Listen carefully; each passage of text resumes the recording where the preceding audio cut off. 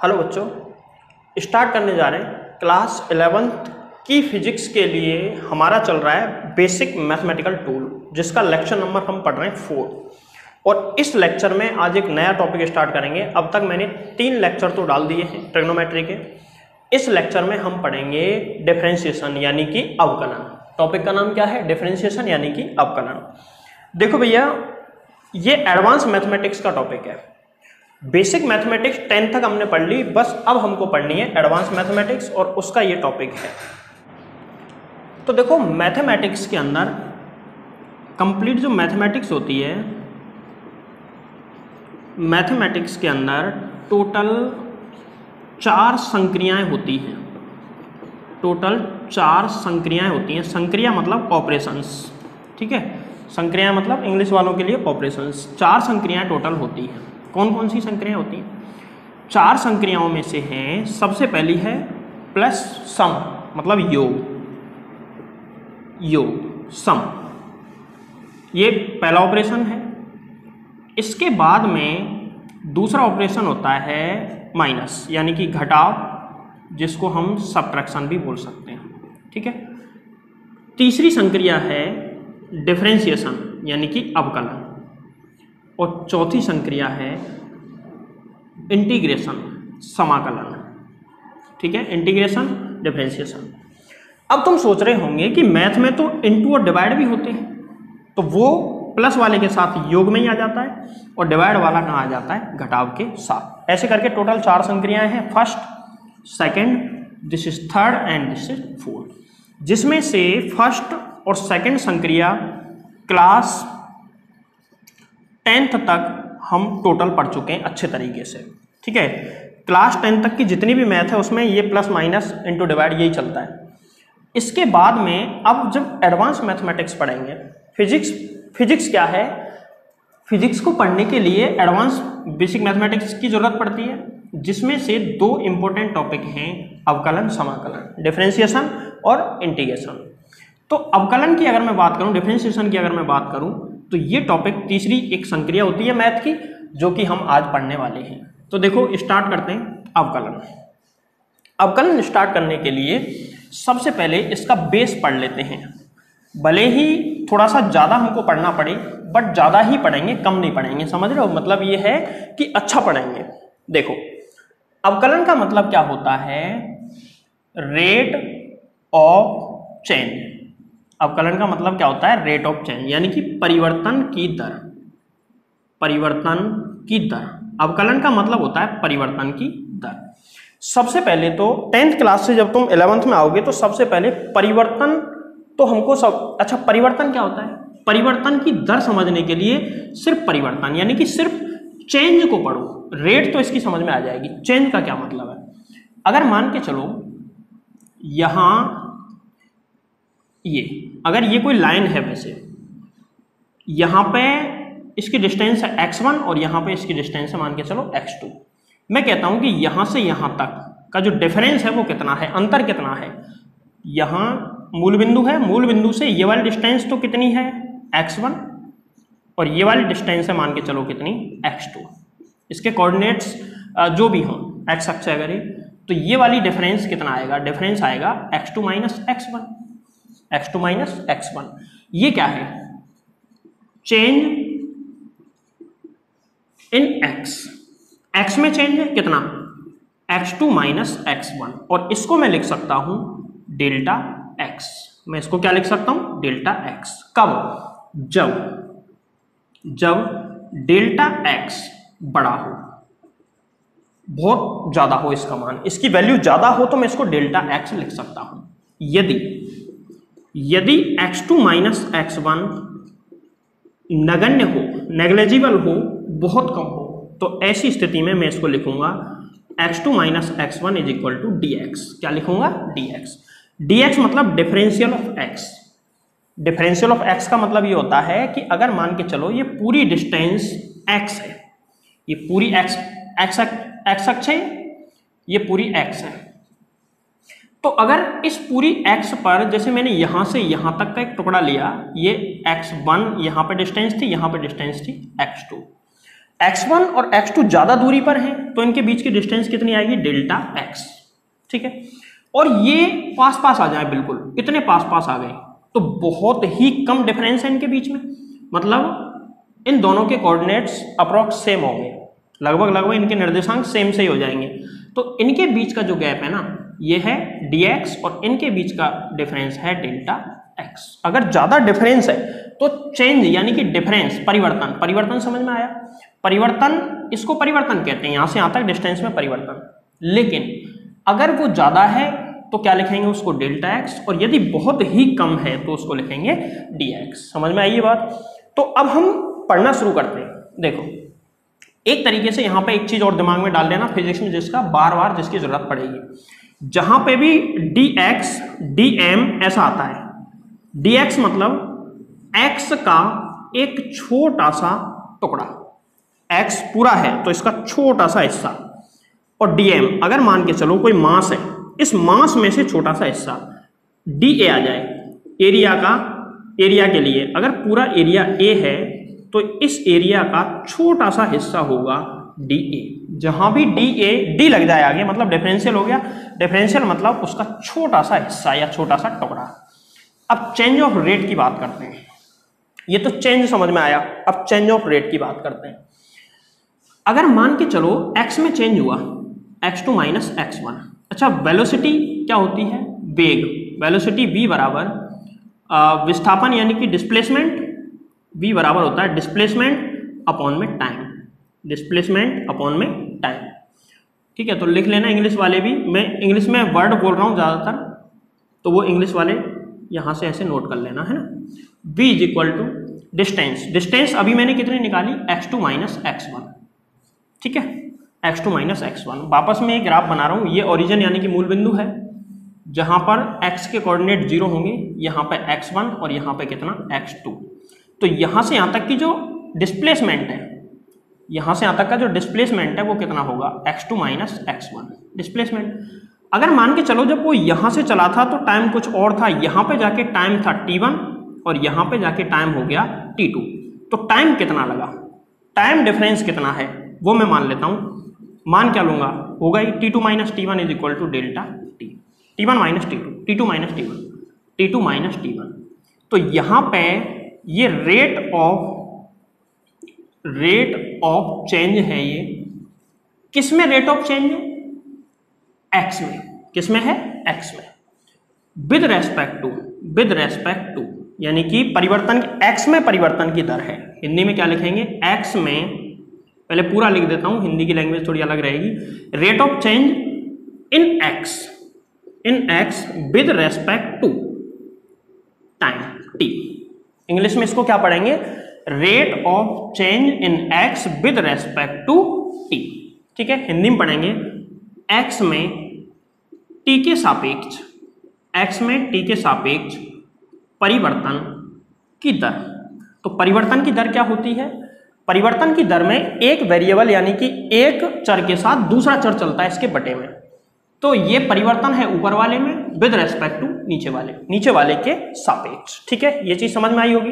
अब चलते हैं, अगर मैं इसको ऐसे लिख दूं, जैसे कोई भी एक टॉपिक है, जैसे कि मैं लिख देता हूं x2 माइनस x1 अपॉन में y2 माइनस y1, क्या मैं इस वाले को ऐसे लिख सकता हूं, अगर ज्यादा डिफरेंस है तो dx अपॉन में डेल्टा x अपॉन में डेल्टा t, और यदि नेग्लिजिबल डिफरेंस है, नेग्लिजिबल डिफरेंस का मतलब ये होता है कि डेल्टा t अप्रोक्सीमेटली या डेल्टा t टेंड्स टू 0, इसका मतलब होता है कि डेल्टा t की वैल्यू नगण्य हो, बहुत कम हो, नेग्लिजिबल हो, तो ऐसी कंडीशन में इसको क्या लिख दूंगा, dx अपॉन में dt।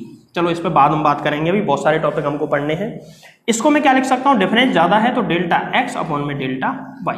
ठीक है, डिफरेंस अगर कम है यानी कि डेल्टा x टेंड्स टू 0 और डेल्टा y टेंड्स टू 0, तो ऐसी टेंड्स टू 0 का मतलब ये होता है कि x की वैल्यू 0 तो नहीं है लेकिन 0 की ओर अग्रसर है, मतलब लगभग 0 है। इसका मतलब ये है क्या, 0.0001 इतने सेकंड या इतना मैंने ले लिया कोई भी संख्या का मान, जैसे डेल्टा x का मान है, डेल्टा x की वैल्यू इतनी है, क्या ये 0 है, नहीं ये 0 नहीं है, लेकिन ये बड़ी भी तो नहीं है, ये नेग्लिजिबल वैल्यू है, नगण्य वैल्यू है, तो इसको मैं लिख सकता हूं delta x not equal to 0 but delta x tends to zero, मतलब डेल्टा एक्स की वैल्यू जीरो तो नहीं है लेकिन जीरो की ओर क्या है, अग्रसर, मतलब लगभग इसकी वैल्यू जीरो की तरफ जा रही है, जीरो नहीं है।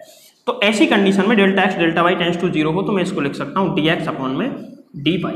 क्या लिख सकता हूँ, डी एक्स अपॉन में डी वाई। अब d x upon d y यही अवकलन है, यही क्या है, अवकलन, यही डिफरेंशिएशन है किसका, एक्स का, किसके रेस्पेक्ट में, वाई के रेस्पेक्ट में। ठीक है, चलो खैर अभी इस पे बात करते हैं आगे। तो change of rate, change of rate ही क्या है, अवकलन, डिफरेंशिएशन है। देखो डिफरेंशिएशन को कैसे लिखेंगे, जैसे डी वाई अपॉन में डी एक्स ये लिख दिया, तो ये क्या है, ये है चेंज इन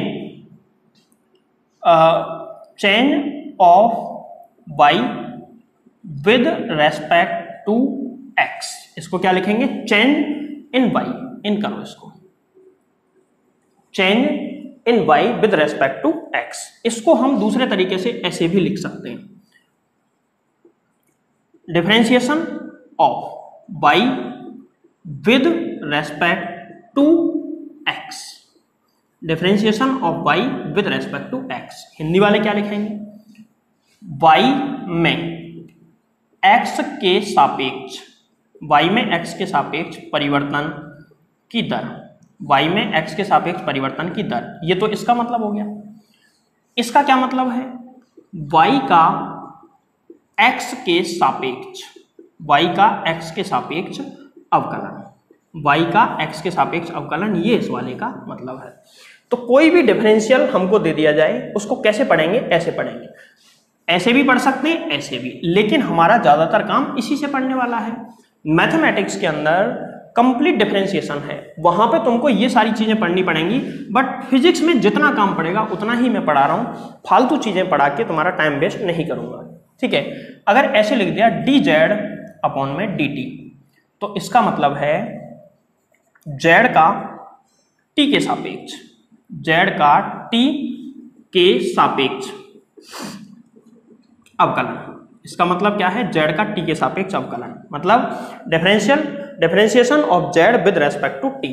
अगर ऐसे आ जाए डी पी अपॉन में डी क्यू, तो इसका मतलब है पी का क्यू के सापेक्ष अवकलन। ऐसे आ जाए डी अल्फा अपॉन में डी थीटा, मतलब अल्फा का differentiation with respect to theta, alpha का थीटा के सापेक्ष अवकलन। अगर ऐसे आ जाए डी ए अपॉन में डी बी,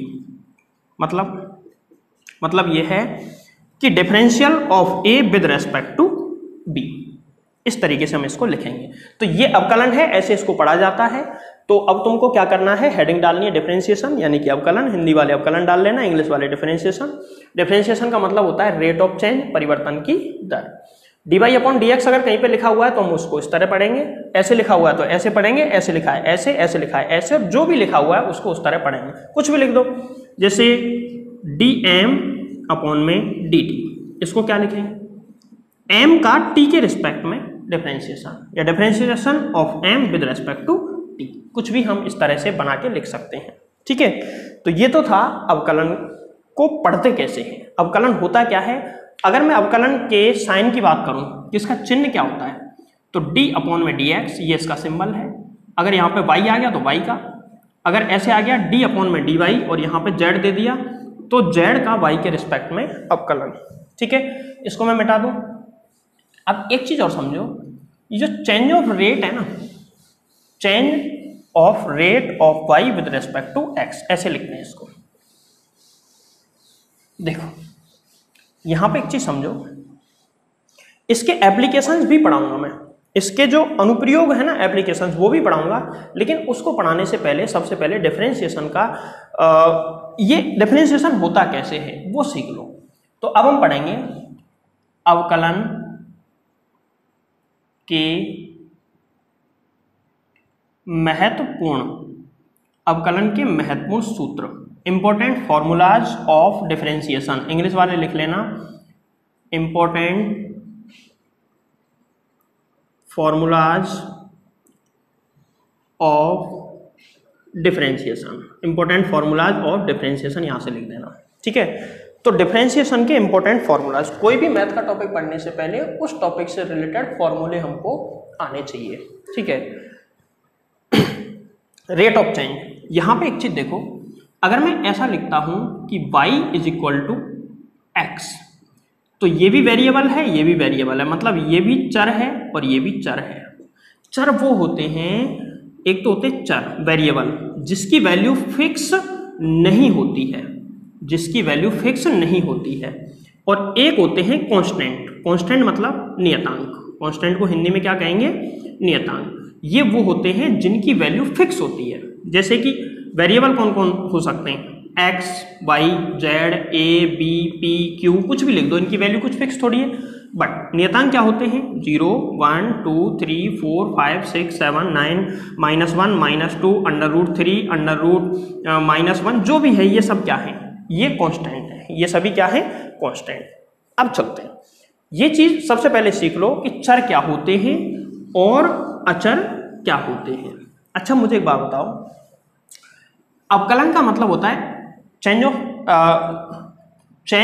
ऑफ रेट। अगर मैं ऐसे लिखूं dy अपॉन में dx, तो इसका मतलब क्या है, y में x के रिस्पेक्ट, y में x के सापेक्ष परिवर्तन की दर। लेकिन अगर मैं ऐसे लिखूं d अपॉन में dx और यहाँ पे 5 लिख दिया मैंने, 5 लिख दिया, तो 5 में x के रिस्पेक्ट में कोई चेंज होगा ही नहीं। सीरीज, अरे 5 की वैल्यू तो ऑलवेज 5 ही रहेगी, y की वैल्यू कुछ भी हो जाए, ये तो ऑलरेडी कांस्टेंट दे दिया। तो जो कांस्टेंट है उसमें कभी भी चेंज नहीं होता है, चेंज नहीं होता है तो इसका चेंज ऑफ रेट 0 होगी। कोई भी चेंज नहीं हो रहा तो रेट ऑफ चेंज 0। अगर मान के चलो ऐसे होता x2 - x1 अपॉन में, x2 - x1 अपॉन में y2 - y1। अब वो कह रहा है कि x2 और x1 में कोई चेंज नहीं हो रहा, मतलब ये है कि इसकी वैल्यू x2 - x1 को लिख सकते हैं डेल्टा x अपॉन में डेल्टा y, ठीक है। इसकी वैल्यू फिक्स है और इसकी वैल्यू फिक्स नहीं है, इसका मतलब ये आया। अब देखो, अगर मैं y की डेल्टा y की वैल्यू 1 लूं, डेल्टा y की वैल्यू 1 लूं, तो डेल्टा x की वैल्यू तो 5 ही आएगी। कंप्लीट आंसर अलग हो सकता है, अपॉन में 5/1, बट डेल्टा x की वैल्यू तो 5 ही आएगी। अगर मैं डेल्टा y की वैल्यू 2 ले लूं, तो डेल्टा x की वैल्यू कितनी आ जाएगी, 5 की 5 ही रहेगी। और अगर मैं डेल्टा y की वैल्यू 3 ले लूं, तो डेल्टा x की वैल्यू 5। पूरा आंसर कुछ भी हो, बट डेल्टा x की वैल्यू में कोई चेंज हो रहा है क्या, नहीं हो रहा, कोई चेंज नहीं हो रहा। इसलिए rate of change with respect to y 0, मतलब इसमें कोई भी चेंज कभी भी नहीं होगा, परिवर्तन होगा ही नहीं, कांस्टेंट ऑलवेज कांस्टेंट रहेगा, ठीक है। कांस्टेंट कांस्टेंट रहेगा तो चेंज नहीं हुआ, चेंज नहीं हुआ तो उसका आंसर कितना, 0। तो यहीं से इसके फॉर्मूले स्टार्ट करते हैं। सबसे पहला फॉर्मूला d अपॉन में dx, और यहां पर आ गया कोई कांस्टेंट, नियतांक लिख सकते हो हिंदी वाले, नहीं कांस्टेंट ही रहने दो। कांस्टेंट तो ऐसी चीज है कि ये वर्ड तो कांस्टेंट ही पढ़ा जाएगा, नियतांक तुमको फिजिक्स में कोई नहीं पढ़ाएगा, ठीक है। देखो अब चलते हैं हम नेक्स्ट। कांस्टेंट का डिफरेंशिएशन कितना होता है, 0। कांस्टेंट का डिफरेंशिएशन कितना होता है, 0। इसके एग्जांपल देख लो। अगर मान के चलो ऐसे आ गया d अपॉन में dx और डिफरेंशिएशन करो 1 का, आंसर कितना, 0। d अपॉन में dx डिफरेंशिएशन करो -5 का, तो भी आंसर 0, क्योंकि -5 भी कांस्टेंट है। ऐसे आ गया d अपॉन में dx और डिफरेंशिएशन करो √2 का, तो भी आंसर 0। अगर ऐसे आ गया d अपॉन में dx और यहाँ पर पाई दे दिया, तो ये भी 0, क्योंकि पाई भी तो कांस्टेंट है। ऐसे आ गया d अपॉन में dx, e आ गया, तो ये भी 0। अब e क्या है, एक्सपोनेंशियल होता है, e की वैल्यू होती है 2.718, 2.7 और 1 8, ऐसे याद रख सकते हो, 7 और 1 8, ठीक है, इसकी वैल्यू। तो इन सब कांस्टेंट के जो अवकलन होते हैं किसी भी चर के सापेक्ष, किसी भी वेरिएबल के सापेक्ष, वो सभी क्या होते हैं, 0, ठीक है। अब आते हैं फॉर्मूला नंबर 2, और वो है d अपॉन में dx x की पावर n। इसका डिफरेंशियल क्या होगा with respect to x, x की पावर n का x के रिस्पेक्ट में डिफरेंशिएशन क्या होगा, तो क्या लिखेंगे, n इंटू x की पावर n-1। जितनी पावर है वो तो आ जाएगी आगे, और इसकी पावर में से कितना माइनस हो जाएगा, 1। आगे फॉर्मूला नंबर 3, d अपॉन में dx एक एक्सपोनेंशियल फंक्शन होता है e की पावर x, इसका डिफरेंशियल e की पावर x ही होगा। आगे चलते हैं फॉर्मूला नंबर 4, डी अपॉन में डी एक्स, और यहाँ पे आ गया जैसे कि लॉग एक्स। अब ये लॉग एक्स क्या बीमारी है बाद में बताऊंगा, ठीक है। लॉग एक्स आ गया तो इसका डिफरेंशियल होगा, वैसे तो log x नहीं, इसको ln x लिखो, ln x, ठीक है। तो इसका डिफरेंशियल क्या होगा 1 अपॉन x, इसका डिफरेंशियल क्या होगा 1 अपॉन x। ये सभी मैं फॉर्मूले बता रहा हूं तुमको, ठीक है। ये सब कहां से आए कैसे आए वो चीजें मैथ में पढ़ने वाली हैं। आगे फॉर्मूला नंबर 5 देखो, फॉर्मूला नंबर 5 क्या होता है, d अपॉन में dx और ऐसा आ जाए a की पावर x, ऐसा आ गया। तो इसका आंसर देखो, यहाँ पर पहले तुमको बता दूं a इज कॉन्स्टेंट, a क्या है कोई भी कॉन्स्टेंट, मतलब इसकी तुलना हम कर सकते हैं 5 की घात x से, इससे इसकी हम कंपेयर कर सकते हैं इसको, या फिर 6 की पावर x, या फिर -1 की पावर x, ऐसा करके कोई भी संख्या है, कोई भी नंबर है ये। तो इसका डिफरेंशियल क्या होगा a की power x dot log a, ठीक है। इस तरीके से हम इसको लिखेंगे। इसके बाद में आगे चलते हैं 6 फॉर्मूला नंबर 6, और फॉर्मूला 6 क्या है, ट्रिग्नोमेट्री के फॉर्मूले ले लो। साइन एक्स का डिफरेंशिएशन कितना होता है कॉस एक्स, साइन एक्स का कॉस एक्स 7 डी अपॉन में डी एक्स, और कॉस एक्स का डिफरेंशिएशन कितना होता है, कॉस एक्स का अवकलन कितना होता है माइनस साइन एक्स, कितना होता है minus sine x. Next 8th formula d y by d x, और यहाँ पे टेन एक्स का डिफरेंशिएशन याद रखना है सेक स्क्वायर एक्स, क्या रखना है सेक स्क्वायर एक्स। अब हम चलते हैं next formula number 9, D upon में डी एक्स, अगर आ गया 10 के बाद कॉट एक्स आ गया, तो कॉट एक्स का डिफरेंशिएशन कितना होगा, कॉट एक्स का डिफरेंशिएशन होगा minus cosec square x, minus cosec square x. इसके बाद में फॉर्मूला नंबर 10 डी अपॉन में डी एक्स, और फॉर्मूला दे दिया जैसे कि सेक एक्स का डिफरेंशिएशन होगा सेक एक्स इंटू 10x, और फॉर्मूला नंबर 11 डी अपॉन में डी एक्स कोसेक एक्स, इसका होगा minus cosec x into cot x. ये फॉर्मूले तुमको लर्न करने पड़ेंगे, सब याद करने पड़ेंगे, उसके बाद में ही तुम डिफरेंशिएशन को समझ पाओगे। तो ये सबसे पहले देख लो, टोटल 11 फॉर्मूलाज हैं, जिनसे फिजिक्स में जितनी भी डिफरेंशिएशन होंगे वो सब इनसे ही होंगे, मतलब ये सीखना कंपलसरी है, इसके बिना कुछ नहीं होने वाला, ठीक है। तो ये तो हैं सभी फॉर्मूले। अब इसमें ये पहला फॉर्मूला, दूसरा, तीसरा, चौथा और 5वां, ये फॉर्मूले तो याद रह जाएंगे, बट यहाँ से आगे एक छोटी सी प्रॉब्लम है, और वो प्रॉब्लम क्या है सुनो। किसी में प्लस आ रहा है, किसी में माइनस आ रहा है, किसी में प्लस, किसी में माइनस। तो इसका तरीका बताता हूँ। देखो 6 फंक्शंस होते हैं टोटल, साइन, कॉस, टेन का उल्टा होता है कॉट, इसका सेक, और इसका होता है कोसेक, ठीक है। इसमें देखो ऐसे करके, इसको किस में प्लस आएगा और किस में माइनस, इसको याद रखने के 2 तरीके हो सकते हैं। अब 2 तरीके कौन कौन से हैं वो सुन लो। पहला तरीका, साइन का डिफरेंशिएशन पॉजिटिव होता है, कॉस का होता है नेगेटिव, टेन का होता है पॉजिटिव, कॉट का होता है नेगेटिव, सेक का डिफरेंशिएशन होता है पॉजिटिव और कोसेक का होता है negative, plus minus plus minus plus minus. एक तरीका ये हो सकता है। देखो साइन एक्स का किया पॉजिटिव, कोसेक्स का नेगेटिव, टेन एक्स का पॉजिटिव, कॉट एक्स का नेगेटिव, सेक एक्स का पॉजिटिव, कोसेक का नेगेटिव। या फिर दूसरा तरीका ये है कि गौर से देखो, इसमें एस से शुरू हो रहा है फंक्शन, और ये किससे शुरू हो रहा है सी से, ये वाला टी से, ये वाला सी से, और ये वाला एस और ये वाला सी। ध्यान देना, जिसमें माइनस आ रहा है इसमें माइनस आ रहा है, एक माइनस इस वाले में आ रहा है, एक माइनस इस वाले में आ रहा है। जिन में माइनस आ रहा है किस में आ रहा है, एक तो d y by d x, जब कॉस एक्स का करेंगे तो आंसर नेगेटिव आएगा। D y by d x जब हम किसका करेंगे कोसेक का, तो भी माइनस आएगा, और d y by d x cot का करेंगे तो भी क्या आएगा माइनस।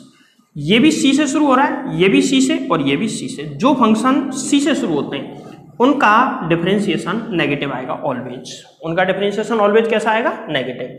अब बाकी देख लो, पॉजिटिव वाला एक भी सी से शुरू नहीं हो रहा, देखो ये एस से शुरू हो रहा है, ये टी से, और ये किससे, एस से। तो जब भी नेगेटिव डिफरेंशिएशन नेगेटिव कब आएगा, जब ये फंक्शन सी से शुरू होगा, ये सी से, इसके वाला ये सी से, इसके बाद में ये भी सी से। तो सी से जब फंक्शन स्टार्ट होगा और उसका डिफरेंशिएशन करेंगे ट्रिग्नोमेट्रिक फंक्शन का, तो ऑलवेज आंसर कैसा आएगा, नेगेटिव। तो समझ में आ गई होगी इतनी सी बात। अब ये फॉर्मूले में एक बार मिटा देता हूं और थोड़ी सी प्रैक्टिस करा देता हूं कुछ क्वेश्चंस की, उसके बाद में हम आगे बढ़ते हैं। तो हम ये 3 फॉर्मूले तुम्हारे सामने लिखे हुए हैं, इन 3 फॉर्मूलाज की ही प्रैक्टिस इस वीडियो में हम करेंगे। इसके बाद में जो बाकी फॉर्मूले हैं उसका तो सीधा आंसर है, एक ही आंसर हो सकता है, लेकिन इसके कई क्वेश्चन बन सकते हैं इस पर बेस्ड, ठीक है। तो इनके प्रैक्टिस देखो, इसकी प्रैक्टिस सबसे ज़्यादा जरूरी है, बाकी किसी की भी कोई दिक्कत नहीं है, बट इनकी प्रैक्टिस सबसे ज़्यादा जरूरी है। देखो सबसे पहले फर्स्ट वाला जो है इसकी प्रैक्टिस कर लेते हैं कि कब कब आंसर 0 आएगा। यहाँ पे देखना, जैसे एक एग्जाम्पल, एक क्वेश्चन मैंने ले लिया कि d/dx, या फिर क्वेश्चन ऐसे भी दे सकता है, मैं दोनों तरीके से करवा दिया है कि यदि if y is equal to 10 की पावर 6 या 10 की पावर 2, देन dy/dx की वैल्यू निकालो। अगर y की वैल्यू 10 की पावर 2 है तो dy/dx कितना होगा, ये क्वेश्चन बन गया। तो देखो y की वैल्यू दे रखी है और हमको निकालना है dy/dx, तो अवकलन करो, अवकलन या पूरा लिखो, x के सापेक्ष अवकलन करने पर, x के सापेक्ष इसका अवकलन करो, ठीक है। Differential with respect to x क्या आ जाएगा, dy/dx, इसका डिफरेंशियल करेंगे x के रिस्पेक्ट में, तो ये आएगा डिफरेंशियल मतलब d/dx किसका कर लो तुम, y का, इज इक्वल टू इधर भी d/dx, इधर क्या है 10 की पावर 2। तो एक तरीके से हमने इसमें दोनों तरफ d/dx का इनटू कर दिया, मल्टीप्लाई कर दिया, ठीक है। अब देखो यहां पे तो क्या हो गया, ये dy/dx इज इक्वल टू, यहां पे ये क्या है, कांस्टेंट, और कांस्टेंट है तो इसका डिफरेंशियल क्या होगा, 0। तो dy/dx की वैल्यू हमको पता चल गई, कितनी आ गई, 0। ऐसी नेक्स्ट एग्जांपल, अगर तुमसे पूछ ले कि y इज इक्वल टू, अगर y की वैल्यु है 3 पाई, y की वैल्यू है 3 पाई, अब तुमको फाइंड करना है कि dy/dx कितना होगा। तो पता करते हैं ना dy/dx, इसके लिए हमको क्या करना पड़ेगा, d/dx 3 पाई, और 3 पाई कैसा होता है भैया, कांस्टेंट, कांस्टेंट होता है तो इसका डिफरेंशिएशन 0 होगा। नेक्स्ट, अगर y बराबर दे दे sin 30 डिग्री और हमसे पूछ रहा है dy/dx इज इक्वल टू क्या होगा, d/dx sin 30। अच्छा sin 30, ऐसा मत करना कि sin 30 का cos 30 कर दो, नहीं, देखो sin 30 की वैल्यू निकाल लो अगर तुमको डाउट है तो। d/dx sin 30 की वैल्यू 1/2, और 1/2 क्या है, कांस्टेंट, कांस्टेंट का डिफरेंशिएशन 0 होता है। नेक्स्ट एग्जांपल, अगर ऐसे दे दे y is equal to e की power 2, then find the value of dy/dx, इसकी वैल्यू निकालो। कैसे करोगे, d/dx, यहाँ पे देखो इधर क्या है, e की पावर 2, e ऑलरेडी कांस्टेंट होता है, e की वैल्यू कितनी होती है, 2.718 ये होती है। जब ये वैल्यू है और इसकी पावर में कुछ 2 है तो इसका होल स्क्वायर हो गया, होल स्क्वायर का मतलब इसका 2 बार इंटू है, 2.718 इंटू 2.718, इनका इंटू करोगे तो 4 पॉइंट या 5 पॉइंट कुछ ना कुछ आएगा, और वो भी क्या होगा, कांस्टेंट, कांस्टेंट होगा तो इसका डिफरेंशिएशन 0। नेक्स्ट, यदि y की वैल्यू तुमको ऐसे दे दी जाए 22/75, 22/75, क्या दिक्कत है तो कांस्टेंट ना, कांस्टेंट आते ही सीधा answer dy/dx is equal to 0। अगर ऐसे दे दे y इज इक्वल टू कोई वैल्यू दे दे, जैसे कि sin π/2 रेडियन में है, डिग्री में बदलेंगे तो π/2 मतलब 90 होता है। डिग्री में बदलने के लिए क्या करेंगे, अगर तुमको कोई भी एंगल पाई वाले पदों में दिया है तो इसमें 180/पाई का गुणा कर दो, वो किस में बदल जाएगा, डिग्री में। तो ये कितनी बार कटा, 90 बार, और पाई से पाई कट गया, मतलब 90। इसका मतलब होता है साइन 90, और साइन 90 क्या होता है, कांस्टेंट, इसकी वैल्यू कितनी होती है, 1। तो dy अपॉन में dx is equal to d upon में dx, और यहाँ पे 1 इज इक्वल टू 0। तो इसकी वैल्यू भी कितनी आ गई, 0। ऐसे ही अगर तुमको किसी भी क्वेश्चन में कैसे भी वो कंफ्यूज करे तो कंफ्यूज नहीं होना। कोई भी क्वेश्चन पढ़ो, उसका अगर देख लो, अगर वो कांस्टेंट है तो उसका आंसर ऑलवेज 0 आएगा, और कांस्टेंट नहीं है तो आंसर 0 नहीं आएगा। तो ये तो कांस्टेंट वाले के सारे न्यूमेरिकल जितने भी इसमें पॉसिबल हैं मैंने करवा दिए हैं। एक बार नोट कर लो, अगर करना चाहो तो मैं मिटा देता हूँ। वीडियो को रोक लो, आराम से पूरा नोट करो, फिर आगे चलते हैं। अब x की पावर n से पहले थर्ड वाले के एक आध क्वेश्चन सुन लो।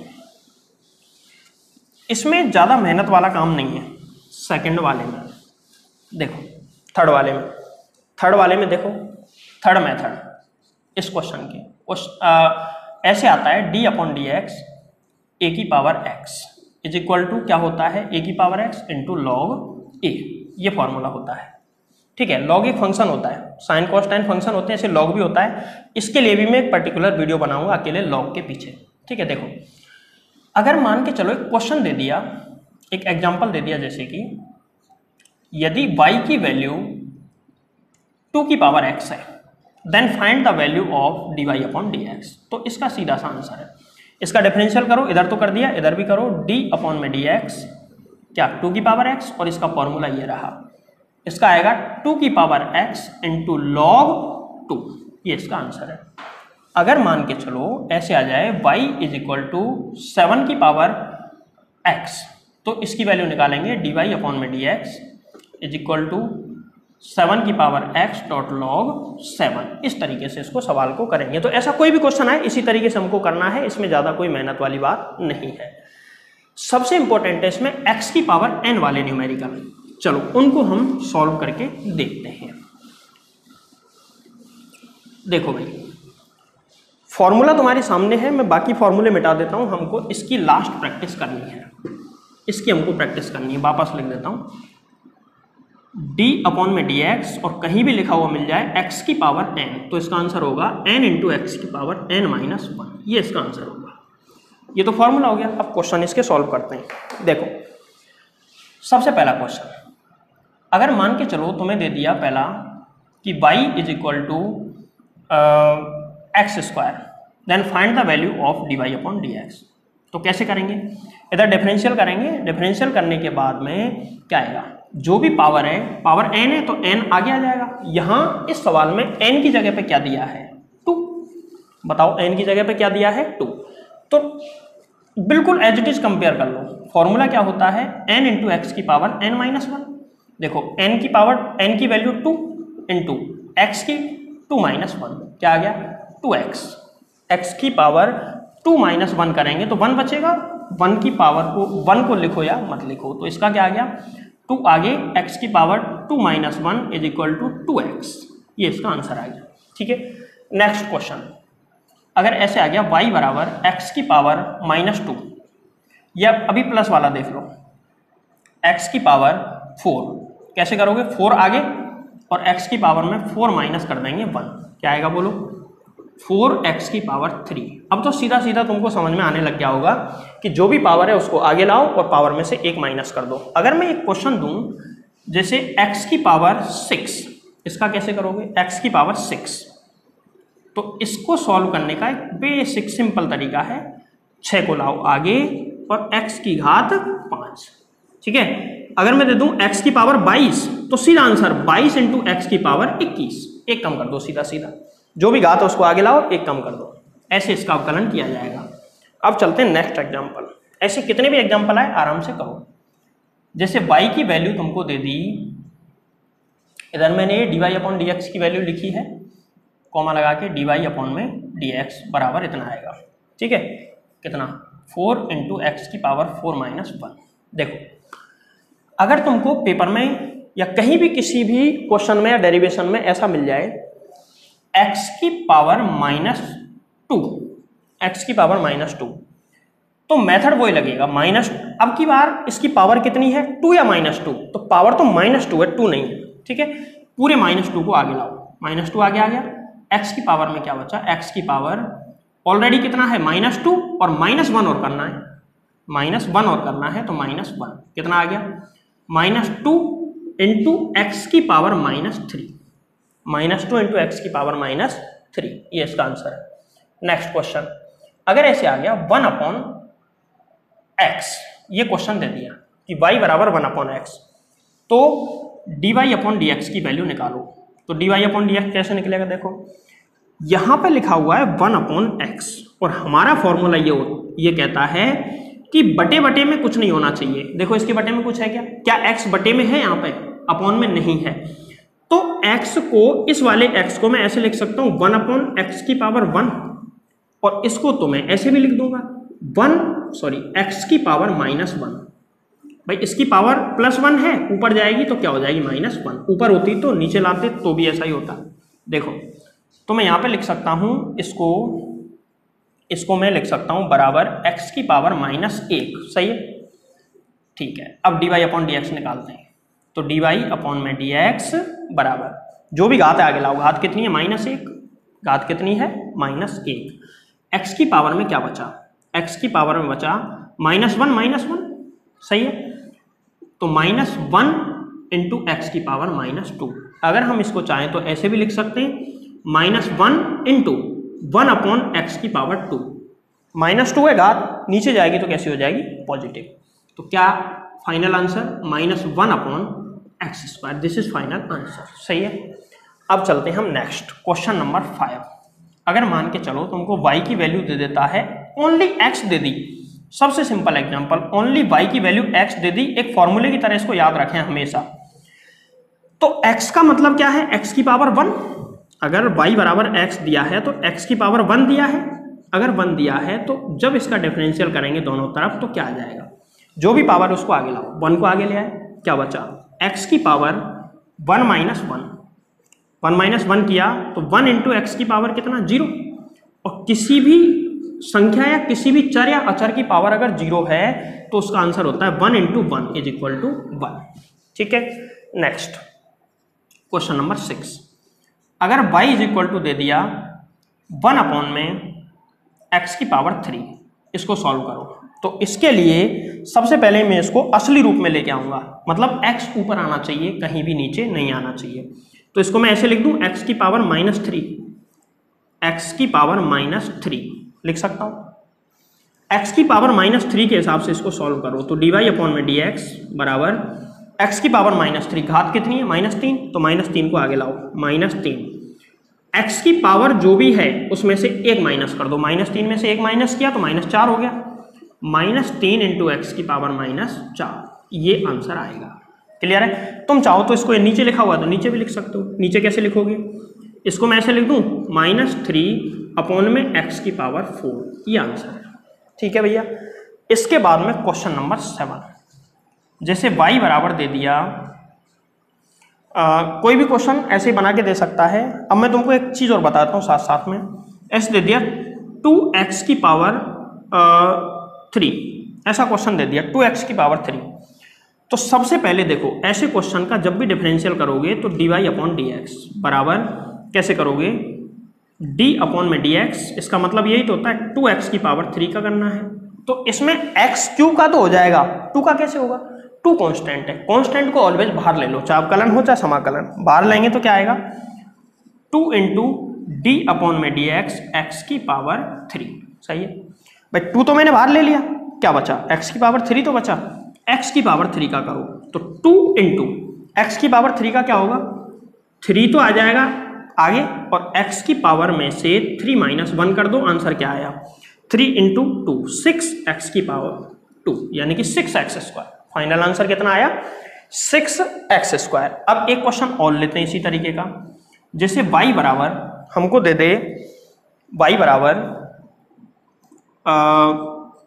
1/3 इंटू x², ये क्वेश्चन जैसे कि दे दिया, या ऐसे करो 1/4 इंटू x की पावर 4, ये क्वेश्चन हमको दे दिया, कैसे करोगे। तो देखो सबसे पहले कांस्टेंट को बाहर लेते हैं, तो कांस्टेंट को बाहर लो, कांस्टेंट कितना है, डिफरेंशियल करो dy/dx बराबर डी अपॉन में डी एक्स, डिफरेंशियल किसका करना है, एक्स की पावर 4 अपॉन 4। भाई इसको ऐसे भी तो लिख सकते हैं, बराबर क्या आएगा देखो, 1/4 कॉन्स्टेंट है, बाहर ले लो, डी अपॉन में डी एक्स और क्या बचा, एक्स की पावर 4। ठीक है, अब देखना 1/4 तो बाहर आ गया, x की पावर 4 को मैं क्या लिख सकता हूँ, 4 इंटू एक्स की पावर 3। इसका डिफरेंशियल जो है क्या होगा, इसका डिफरेंशियल होगा 4 इंटू एक्स की पावर 3। 4 से 4 कैंसिल आउट और फाइनल आंसर x की पावर 3, ये इसका आंसर आ गया। तो इस तरीके से हम बेसिक क्वेश्चन इसके कर सकते हैं। आगे क्वेश्चन नंबर 9 पे आते हैं। देखो, अगर क्वेश्चन में दे दिया y बराबर x की पावर 1/2, तो अब की बार घात कितनी है, 1/2, तो 1/2 को आगे ले लो, आगे ले लिया, और x की पावर में 1/2 में से माइनस करना है -1। तो देखो 1/2 आगे और x की पावर में क्या बचा, आधा तो है प्लस का और कंप्लीट 1 है माइनस का, तो माइनस का हाफ बचेगा, माइनस का आधा ही तो बचेगा। एलसीएम लेके देख लो, 1/2 में से 1 माइनस करो, बटे में 1 ले लो, 2 एलसीएम, यहाँ पे कितना 1 - 2, फाइनल आंसर -1/2। तो यहाँ पे क्या बचेगा, -1/2, जिसको मैं ऐसे भी लिख सकता हूँ 1 अपॉन में 2x की पावर 1/2। प्लस करने के लिए इसको मैं नीचे ले जा सकता हूँ। ठीक है, अब हम क्वेश्चन नंबर अगला पढ़ते हैं, क्वेश्चन नंबर 10। जैसे y बराबर दे दिया, अच्छा यहाँ से dy अपॉन डी एक्स की वैल्यू है, dy अपॉन में डी एक्स बराबर इतना। जैसे y बराबर एक क्वेश्चन दे दिया, y बराबर, एक चीज और सीख लो, अब इसका काम पढ़ने वाला है अगले क्वेश्चन से। अगर कहीं पे x की पावर 1/2 लिखा हुआ है तो इसका मतलब ये क्या है, √x, किसी भी संख्या की घात आधी का मतलब √x। अगर ऐसे लिखा हुआ है x की पावर 3/2, 3/2 मतलब 1.5 यानी कि 1.5, तो इसको मैं लिख सकता हूं x इंटू एक्स की पावर 1/2 मतलब x √x। और कहीं पे लिखा हुआ है x की पावर 5/2, 5/2 मतलब 2.5 यानी कि 2.5, 2.5, तो इसको मैं लिख सकता हूं x की पावर 2 इंटू एक्स की पावर हाफ, क्या आ गया, x² √x। अगर ऐसे आ गया x की पावर 7/2, तो मैं इसको लिख दूंगा क्या, x³ √x। तो इस तरीके से ये मैं आगे यूज करूंगा, इनको लिखूंगा। तो वहां तुमको नहीं समझ में आए तो पहले इनको एक साइड में नोट कर दो, वीडियो को यहीं पे रोक लो और इन चीजों को एक साइड में नोट कर दो, जिससे कि तुमको आगे प्रॉब्लम नहीं आए। समझ में आ गई? चलो मिटा रहा हूं मैं इनको। देखो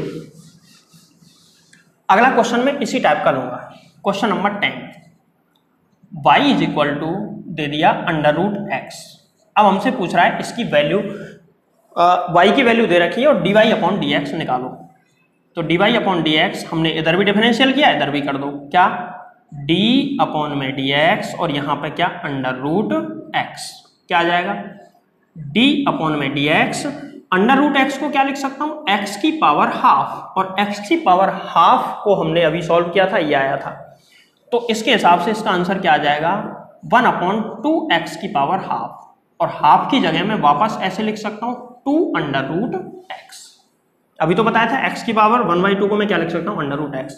तो √x का डिफरेंशियल कितना आया, 1/2√x। ठीक है, नेक्स्ट क्वेश्चन नंबर 11।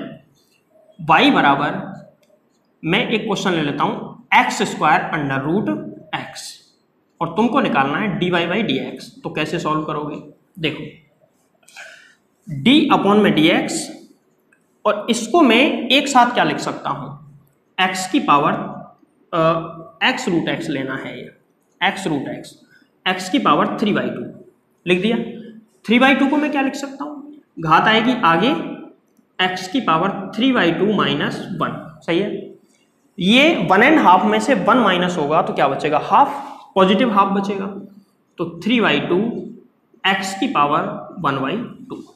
3/2 में से 1 घटा के देख लेना अगर तुमको डाउट हो। 3/2 - 1, 2, 3 - 2 इज इक्वल टू 1/2। ऐसे करके कैलकुलेशन करके देख लेना, ठीक है। इसको मैं क्या लिख सकता हूं, 3√x/2। बोलो सही है, ये इसका आंसर आ गया। नेक्स्ट क्वेश्चन ले रहा हूं मैं, question number 12। y is equal to x² √x। अगर ये है तो dy अपॉन dx की वैल्यू फाइंड करो। कैसे करेंगे, इसको मैं क्या लिख सकता हूं, डी अपॉन में d x, x square root x, 2.5 मतलब एक्स की पावर 5/2। क्या आंसर आ जाएगा, क्या आंसर आ जाएगा बताओ।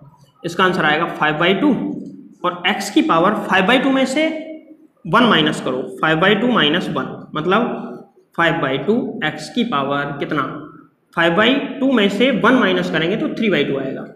और 3/2 को मैं क्या लिख सकता हूँ, 5x रूट x/2, ये इसका आंसर। ठीक है, नेक्स्ट क्वेश्चन, क्वेश्चन नंबर 13। जैसे दे दिया तुमको y बराबर, अब थोड़ा सा और बड़ा क्वेश्चन ले लेता हूं मैं इसी में। जैसे ये दे दिया x³ अंडर रूट x, ये दे दिया, साथ में ही इसके साथ में ऐड करके दे देता है वो 2/7 ऐसे। अब इस क्वेश्चन को करो तो कांस्टेंट है, कांस्टेंट आती है तुम समझ जाओ कहाँ लेना है, बाहर लेना है।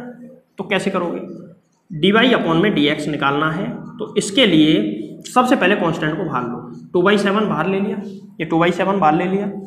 अब डिफरेंशियल करना है किसका, x की पावर में 3.5 मतलब 7/2, इसका डिफरेंशियल करना है। ठीक है, देखो 2/7 तो बाहर चल रहा है ब्रैकेट के अंदर, इसका आंसर क्या होगा, इस वाले का डिफरेंशियल कितना होगा, तो इस वाले का डिफरेंशियल होगा 7/2 बाहर आ जाएगा, 7/2 बाहर आ गया, और x की पावर में से 7/2 माइनस 1 मतलब 5/2, कितना बचेगा 5/2, जिसको मैं लिख सकता हूं, देखो 7 से 7, 2 से 2 कट गया, क्या आया x² अंडर रूट x, भाई 5/2 मतलब 2.5, तो x² अंडर रूट x आ जाएगा। नेक्स्ट क्वेश्चन नंबर 14 क्वेश्चन देखो, यदि y की वैल्यू, मान के चलो y की वैल्यू दे दी जाए 1 अपॉन अंडर रूट x, ये दे दिया 1/√x। अब कैसे करोगे, इसको मैं ऐसे लिख सकता हूं क्या, 1 अपॉन x की पावर हाफ, और इसको मैं क्या लिख सकता हूं, 1 ऊपर ले जाओ x को, तो x की पावर -1/2, सही है, -1/2 के हिसाब से सॉल्व करो। हमको निकालना है dy/dx, ठीक है, dy/dx निकालना है, तो क्या आ जाएगा इसका आंसर, d अपॉन में dx, हमको करना है x की पावर -1/2 सॉल्व। तो देखो इसका आंसर पावर आगे आएगी -1/2, और -1/2 तो आगे आ गया, और x की पावर -1/2 माइनस 1 क्या बचा, -1/2, और x की पावर -3/2, क्या आंसर आ गया। इसको मैं देखो ऐसे लिख सकता हूं क्या, -1/2 इंटू 1 अपॉन x की पावर 3/2, पॉजिटिव करने के लिए नीचे ले गए, उसको नीचे ले जाएंगे तो इसको -1/2, और इसको मैं लिख सकता हूं इंटू 1 अपॉन में x रूट x, 3/2 है मतलब 1.5, तो मैं इसको लिख दूंगा -1 अपॉन में 2x रूट x, ये इसका आंसर आ गया। ठीक है, अब नेक्स्ट क्वेश्चन की तरफ चलते हैं। नेक्स्ट क्वेश्चन देखो, क्वेश्चन नंबर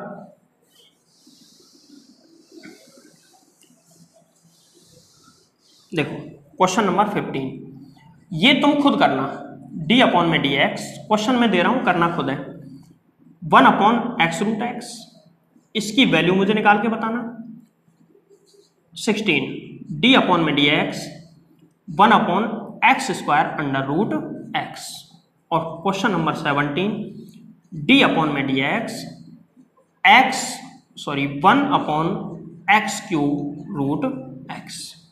ये 3 क्वेश्चन हैं, उसी मेथड से होंगे जैसे ये कराया है, उसी मेथड से इनकी करके मुझे आंसर बता देना। ठीक है, आज के वीडियो लेक्चर में इतना ही, मिलते हैं कल अगले वीडियो लेक्चर के साथ, जिसमें हम अवकलन को थोड़ा सा आगे बढ़ाएंगे। आगे बढ़ाने का मतलब है हम पढ़ेंगे कि जो अवकलन होता है ना, इस अवकलन और भी कोई इसके तरीके होते हैं क्या। अगर मान के चलो ऐसा कोई फंक्शन आ गया sin x plus cos x का डिफरेंशियल एक साथ करवा ले, तो कैसे करेंगे, माइनस भी आ सकता है यहाँ पे, ऐसा भी तो क्वेश्चन आ सकता है, या फिर क्वेश्चन आ सकता है d upon dx sin x into cos x, अब कैसे करोगे, या फिर sin x upon cos x आ सकता है। तो इस टाइप का कोई भी क्वेश्चन तुमसे पूछा जा सकता है, जो कि हम पढ़ेंगे वीडियो लेक्चर नंबर नेक्स्ट।